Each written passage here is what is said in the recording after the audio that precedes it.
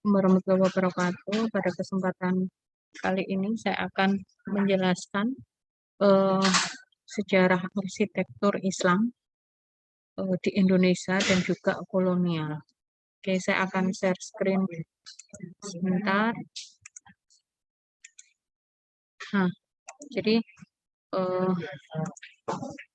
ah, arsitektur era Islam dan kolonial. Jadi arsitektur Islam dan kolonial ini sebenarnya masuknya itu setelah eh, Hindu-Buddha. Ya. Hindu-Buddha, kemudian setelah masa itu kita masuk ke Islam dan kolonial. Nah, baru setelah ini kita masuk ke masa pasca kemerdekaan. Oke. Arsitektur era Islam ini sebenarnya memang eh, Islam itu salah satu agama yang ada di Indonesia yang perkembangannya itu diawali atau di disebarkan melalui berbagai aspek gitu ya. Jadi bisa kalau di sini ada bermacam teori. Yang pertama di sini teori Gujarat. Jadi memang eh, penyebaran agama Islam di Indonesia atau di Nusantara ini memang didominasi dari kegiatan perdagangan.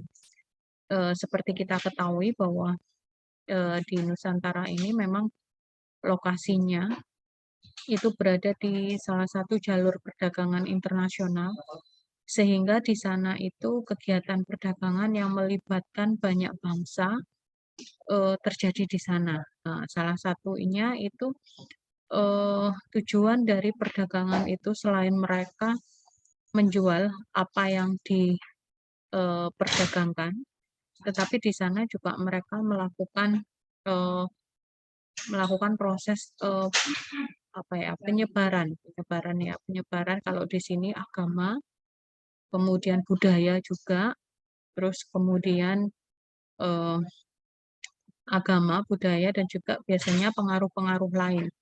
Ya, sehingga karena memang pada saat melakukan proses perdagangan itu tidak hanya eh, durasinya tidak pendek, jadi panjang gitu ya. Bisa berhari-hari mereka harus stay di sana sehingga memungkinkan mereka itu berinteraksi dengan warga lokal. Nah, di mana pada saat itulah proses akulturasi, kemudian memperkenalkan apa yang dibawa oleh saudagar-saudagar itu kepada warga-warga lokal, sehingga pada saat itulah proses-proses pertukaran informasi terjadi. Nah, salah satu teori yang menjadi eh, apa itu teori yang menjadi agama Islam, masuknya agama Islam di Indonesia yaitu teori Gujarat. Jadi teori ini berpendapat bahwa agama Islam masuk ke Indonesia pada abad 13 dan pembawanya berasal dari Gujarat atau India. Ya, jadi mulai dari abad ke-13 itu sebenarnya Islam itu sudah mulai masuk di Indonesia. Nah, ini bisa diidentifikasi dari batu nisan Sultan Samudra Pasai, Sultan Malik al-Saleh pada tahun 1297 yang bercorak khas Gujarat. Jadi terdapat kesamaan gitu ya coraknya antara di Indonesia dan juga di Gujarat. Ini teori Gujarat. Kemudian teori yang kedua, teori Mekah. Jadi teori Mekah berpendapat bahwa Islam masuk ke Indonesia pada abad ke-7 dan pembawanya berasal dari Arab atau Mesir. Jadi ini teori ini sebenarnya lebih tua ya, jadi dari teori Gujarat tadi bahwa sebenarnya perdagangan itu juga juga sudah berlangsung lama gitu. Saudagar-saudagar dari Arab dari sudah lama eh, ke Indonesia ya dalam dalam melakukan proses perdagangan itu. Ya. Kemudian teori yang ketiga ada teori Persia. Ya, kalau teori Persia ini hampir sama dengan Gujarat. Timelinenya hampir sama, tapi selisih satu abad. Kalau tadi abad ke sama ya abad ke-13, tapi kalau di sini ini berasal dari Iran. Jadi kalau dulu Iran itu kan Persia ya. Nah, ini ditandai dengan makam Maulana Ibrahim di Gresik tahun 1419. Jadi tipologi makamnya itu hampir sama dengan yang ada di Persia. Kemudian jadi proses akulturasi atau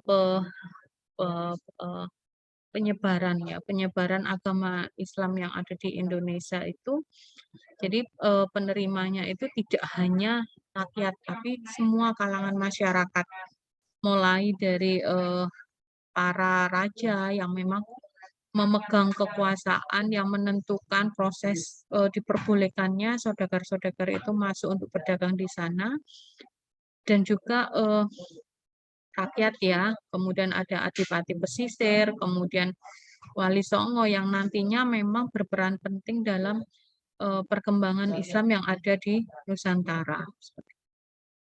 Nah, ini beberapa contoh eh, apa akulturasi budaya ya, produk-produk akulturasi budaya yang ada di Indonesia yang memang masih dipengaruhi oleh Hindu-Buddha. Tadi saya sampaikan bahwa sebenarnya sebelum Hindu-Buddha ini sebelum Islam ini terdapat era Hindu-Buddha yang memang berkembang di Nusantara. Nah, sehingga ketika dia berkembang di Nusantara, Islam ini dia tidak serta-merta memasukkan semua unsur-unsur Islam ke dalam arsitektur. Jadi terdapat proses akulturasi percampuran antara budaya yang sudah ada dan yang sudah menjadi kebiasaan gitu ya masyarakat kita yang kemudian diakulturasikan dengan Islam sebagai budaya baru. Nah, contohnya di sini makam Sunan Sendang di Sendang Duwur di Lamongan Paciran ya. Jadi di sini kita bisa melihat bentuk-bentuknya meskipun dia makam Sunan ya, dipengaruhi Sunan Derajat. Nah, jadi memang terdapat kedekatan di sana dengan Sunan Derajat yang ada di daerah pesisir juga. Di sini kita bisa melihat bahwa penggunaan gapura-gapura yang memiliki pengaruh ya, pengaruh Hindu-Buddha. Ya, kemudian pengaruh Hindu-Buddha yang memang sangat kental. Nah, kemudian juga ada makam Sunan Kudus. Nah, makam Sunan Kudus ini letaknya di Kudus. Memang kebanyakan dari proses akulturasi itu makam dari Sunan itu ya atau Wali Songo itu karena beliau-beliau itu yang memang berperan penting dalam proses penyebaran agama Islam yang ada di Nusantara. Nah, makam Sunan Kudus ini juga seperti itu. Pakem-pakem Hindu-Buddha itu juga masih digunakan gitu loh. Jadi ada proses percampuran antara arsitektur Islam dan juga Hindu-Buddha. Kemudian ini kita bisa lihat ya, ini bentuk-bentuknya menyerupai candi, gapura, dan lain sebagainya. Kemudian ada, sebentar, ini ada Masjid Agung Cirebon. Ya, jadi meskipun dia fungsinya sebagai masjid, tempat beribadah agama Islam, tapi pakem-pakem Hindu-Buddha itu juga masih ada. Iya, gereja gapura yang pada bagian depan sebagai pintu masuk utama, gapura menjadi apa ya, poin penting atau point of interest dalam bangunan ini ya. Kemudian penggunaan interior di bagian dalam ini Sokoguru dan lain sebagainya, tumpang sari, atap tumpang sari dan lain sebagainya itu juga menjadi bagian penting dari masjid. Kemudian di sini ada Masjid Agung Demak. Ya. Kita ketahui bahwa Masjid Agung Demak ini juga salah satu masjid peninggalan pada saat Sunan itu ya atau Wali Songo itu dia juga pengaruh Hindu-Budanya masih terlihat. Meskipun tidak se ekstrim tadi beberapa sebelumnya penggunaan gapura, tapi di sini atap-atap penggunaan atap cungkung itu juga terlihat yang merupakan pengaruh dari Hindu-Buddha. Nah, setelah itu, setelah Islam kita ketahui bahwa kita memasuki kolonial ya. Jadi saudagar-saudagar saudagar Muslim yang melakukan perdagangan di Indonesia, kemudian masuklah dari negara Barat, Belanda, Inggris, Spanyol, Portugal, dan lain sebagainya. Nah, sehingga Indonesia pada saat itu memang memasuki masa kolonial, penjajahan gitu ya.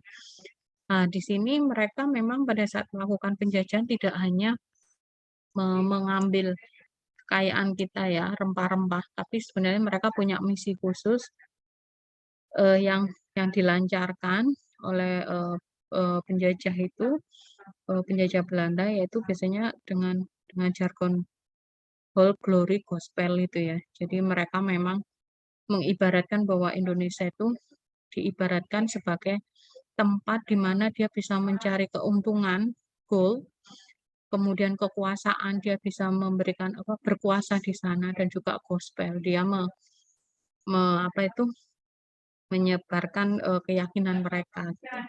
Nah, itu juga jargon yang mereka miliki ternyata juga berpengaruh terhadap arsitekturnya gitu. Jadi arsitektur pakem-pakem yang sudah ada pengaruh Islam atau mungkin sebelumnya Hindu Buddha, kemudian tradisional itu lambat laun juga bergeser, mengalami transformasi karena pengaruh dari penjajahan Belanda. Dan kita ketahui bahwa proses penjajahan itu tidak singkat ya, sampai dengan ratusan tahun, sehingga mereka dengan leluasa dapat mengendalikan style yang berkembang di Indonesia. Nah, di situ kita ketahui bahwa menurut Handinoto ini ada 2 periode gitu ya, arsitektur kolonial Belanda yang ada di Indonesia, yaitu sebelum abad ke-18 dan setelah abad ke-18. Jadi dua periode itu yang nantinya membedakan langgam dan juga style yang berkembang di Indonesia. Dari situ kita ketahui bahwa gaya arsitektur juga berkembang gitu ya.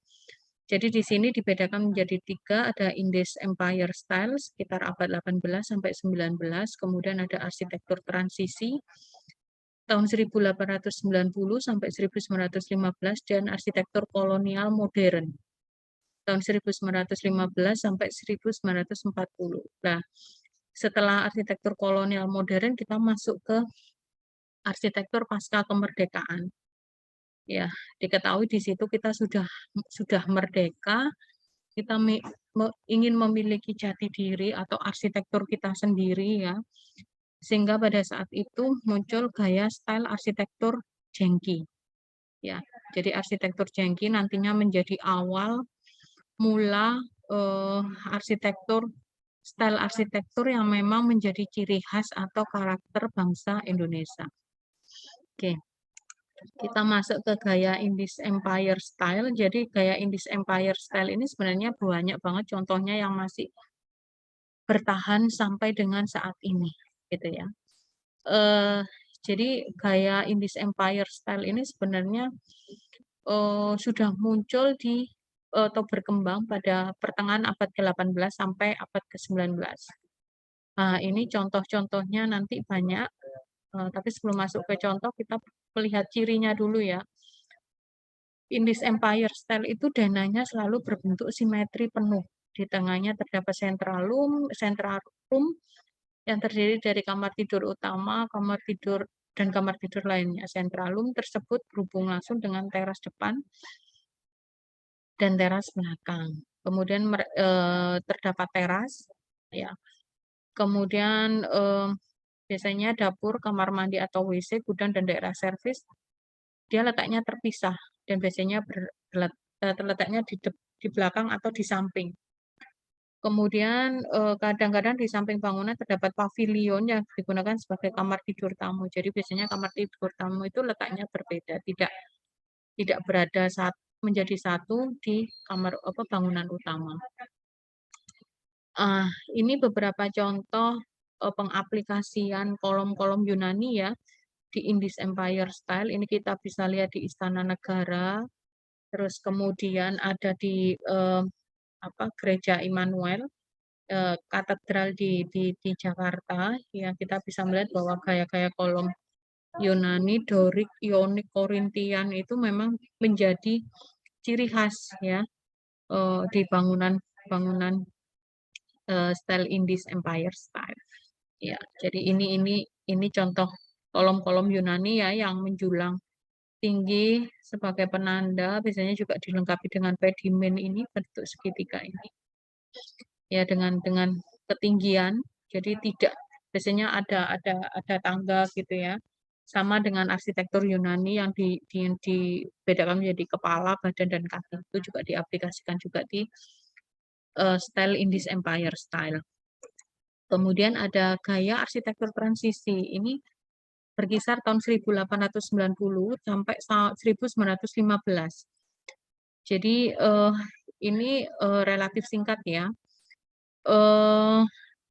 Jadi peralihan dari abad 19 ke abad 20 di Hindia Belanda dipenuhi oleh perubahan dalam masyarakatnya, modernisasi dengan penemuan baru dalam bidang teknologi dan perubahan sosial akibat dari kebijakan politik pemerintah kolonial pada saat itu mengakibatkan perubahan bentuk dan gaya dalam bidang arsitektur.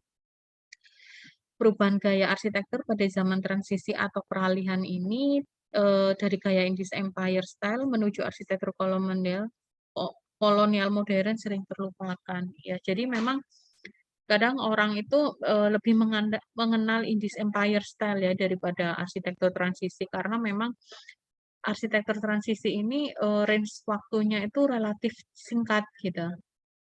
Nah, ini cirinya. Cirinya sebenarnya masih menggunakan gaya Indies Empire style ya, denahnya. Kemudian gewel-gewel pada arsitektur Belanda muncul, kemudian bentuk atap pelana dan perisai. Nah, contoh gaya transisi itu Gedung Lawang Sewu. Nah, jadi ini Lawang Sewu ya kita bisa melihat penggunaan gewel ini yang mendominasi, kemudian biasanya transisi itu juga dilengkapi dengan menara, kemudian teras yang keliling ini ya. Nah, teras keliling ini juga menjadi salah satu ciri khas dari arsitektur transisi. Kemudian bentuk-bentuk simetri penuh, jadi biasanya dia memang sisi kanan dan kiri itu sama ya. Ini juga kita bisa melihat di fasadnya, sisi kanan dan kiri sama. Ini tadi gewel ya. Gewel ini menjadi salah satu ciri khas dan juga bentuk atap pelana. Terus kemudian ada domer. Domer itu semacam kayak sistem penghawaan yang ada di atap ya. Nah, ini juga menjadi salah satu ciri dari arsitektur transisi. Kemudian setelah transisi kita sudah masuk gaya arsitektur kolonial modern. Ini berkisar tahun 1915 sampai 1940. Jadi kayak arsitektur kolonial modern ini sudah mulai mengikuti kaidah-kaidah form follow function atau clean design. Ya, jadi ornamen-ornamen itu sudah mulai dihilangkan gitu ya. Jadi relatif sederhana. Nah, ini juga nanti sebenarnya arsitektur kolonial modern ini juga nantinya itu beriringan dengan munculnya Art Deco ya. Art Deco yang juga berkembang pesat di Indonesia, terutama di Kota Bandung. Nah, dengan penggunaan form follow function ya, jadi bentuk-bentuk yang minimalis, menghilangkan ornamen ya. Nah, salah satu cirinya dari kolonial modern itu sebenarnya denah lebih bervariasi, bentuk simetri dihindari, pemakaian teras keliling bangunan sudah tidak dipakai lagi. Sebagai gantinya sering dipakai elemen penahan sinar, kemudian tampak bangunan lebih mencerminkan form follow function. Bentuk atap masih didominasi dengan atap pelana dan perisai, kemudian bangunan menggunakan konstruksi beton. Nah, salah satu contohnya di sini rumah tinggal The Boy Juan di Malang dirancang oleh Lim Bauji pada tahun 1934, mendapat julukan rumah yang terbaik di Malang pada zamannya. Jadi rumah ini tuh, kalau seumpama kalian jalan-jalan ke Malang ya, rumah ini dulu difungsikan sebagai, kantor Batik Semar. Nah, lokasinya tepat di salah satu jalan jalan yang, apa ya, jalan paling, eee, jalan paling yang terkenal ya di Malang, yaitu Ijen Boulevard, di mana di sana merupakan dulunya salah satu kawasan elit, satu kawasan elit di Kota Malang pada masa kolonial Belanda. Sehingga, bangunannya di sana sebenarnya itu awalnya merupakan bangunan dengan style kolonial, tapi sekarang sudah banyak mengalami perubahan, ya. Jadi, fungsinya tidak lagi hunian, tapi sudah mulai berkembang menjadi, kawasan perdagangan juga. Nah, di sini kalian bisa melihat sebenarnya rumah ini masih ada sampai sekarang, tapi memang sudah mengalami sedikit perubahan ya. Sehingga, eee, dari gambar asalnya, kemudian sekarang berubah dengan penambahan penambahan, apa ini namanya, eee, balkon pada bagian atas.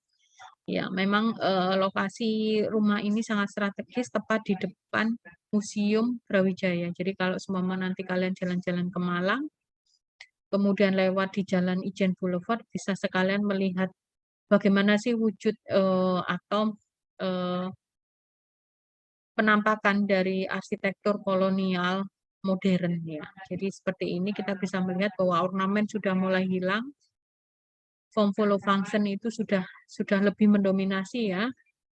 Tidak terlalu banyak menggunakan kolom-kolom Yunani, Dorik, Ionik, Korintian sudah tidak ada, semuanya pengaplikasiannya lebih ke dalam fungsi.